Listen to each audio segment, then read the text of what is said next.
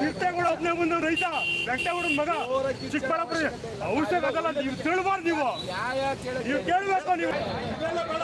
ನೀವು ರೈತರ ಮಗನೇ ಕಾಣ್ತಾನೆ ಗದ್ದೆ ತುಳಿಯೋದು ರಕ್ತ ಕುದಿತು ಆದ್ರಿಂದ ನಮ್ಮ ಕೆಟ್ಟೋಗ್ಬಿಟ್ಟು ಕಟ್ಟಿದ ಬಿದ್ದಿದ್ದು ಅಣ್ಣ. ನೀನ್ ಯಾಕೆ ರೌಡಿ ತರ ಬಿಡ್ತೀಯ?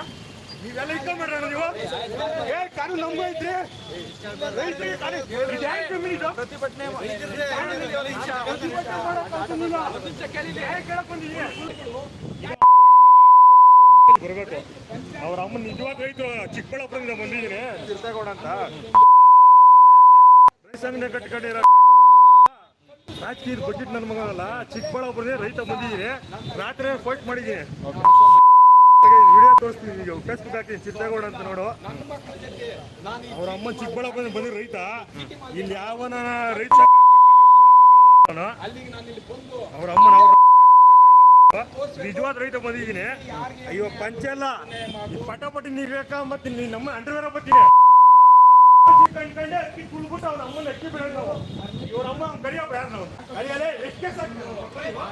ಸೊ ಇದಾಗಿತ್ತು.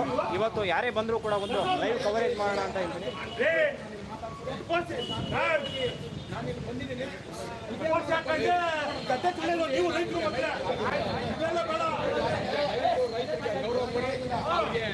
ನೀವು ರೈತರ ಮಗನೇ ವಿಧಾನಸೌಧದಾಗ ರೈತರು ಯಾವ ಬಟ್ಟೆ ಬೇಕು ಕರ್ಕೊಂಡ್ಬರ್ಬೋದು.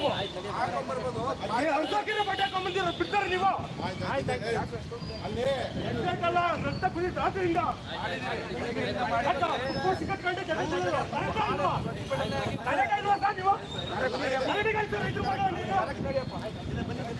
ಏನ್ ಸಾರಿ ಸರ್ ನಾವು ಬಳಿ ಮಾಡ್ದವನು ಇದು ರೈತರ ಜಮೀನು ನಮ್ ಕೆಟ್ಟೋಗ್ಬಿಟ್ಟು ಕಟ್ಟಿದ ಜಮೀನು ಮಾತು ರೀತಿಲ್ಲ.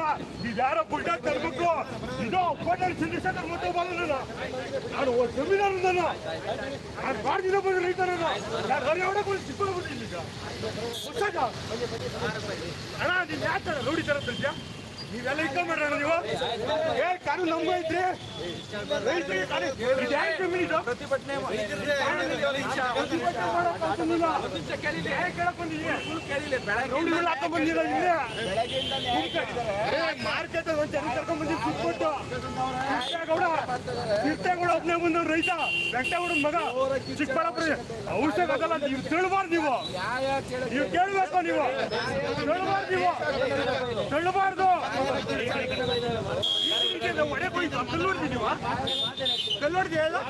ಕರಿಯಪ್ಪ ಅವ್ರ ಅಂತ ಕಲ್ಲೋಡ್ದಿದ್ವಾ?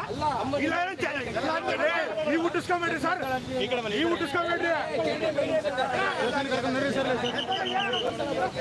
ಸ್ಟೇಷನ್ ಬನ್ನಿ, ಕರ್ಕೊಂಡು ನೋಡ್ರಿ ಸರ್. ಅಯ್ಯೋ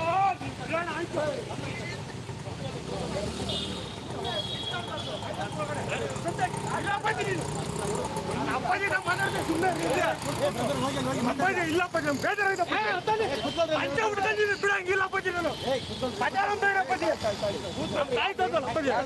ಅಲ್ಲಪ್ಪಾಜಿ ಅವ್ರು ಪಂಚೆ ಬಿಟ್ಕೊಂಡು ಯಾಕಪ್ಪಾಜಿ ಬಿಡಪ್ಪಾಜಿ, ಬಿಡಪ್ಪಾಜಿ. ನಾನು ಬಿಡಪ್ಪಾಜಿ, ಆಯ್ತು ಬಿಡಪ್ಪಾಜಿ, ಬಿಡಪ್ಪಾಜಿ,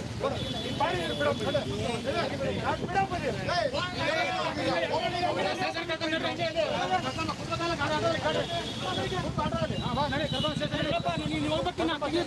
ನಮಸ್ಕಾರ.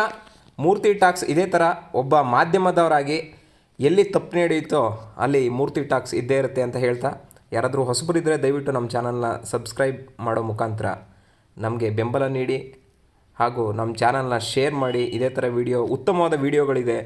ಹಾಗೂ ಯಾರೇ ಎಲ್ಲೇ ಧರಣಿ ಮಾಡಬೇಕು ಅಂದರೂ ಕೂಡ ಅವಾಚ್ಯ ಶಬ್ದ ಅವಾಯ್ಡ್ ಮಾಡಿ, ಕಾನೂನು ರೀತಿಯಲ್ಲಿ ಯಾವ ಥರ ಇದೆ ಆ ಥರ ಮುನ್ನುಗ್ಕೊಂಡು ಒಂದು ಶಾಂತಿಯುತ ಪ್ರತಿಭಟನೆ ಮಾಡೋ ಒಂದು ಪ್ರಯತ್ನ ಮಾಡೋಣ ಅಂತ ಹೇಳ್ತಾ ಇದ್ದೀನಿ. ಯಾರೂ ಕೂಡ ಕಾನೂನ ಕೈ ತಗೋಬೇಡಿ ಅಂತ ಹೇಳ್ತಾ ಇದ್ದೀನಿ.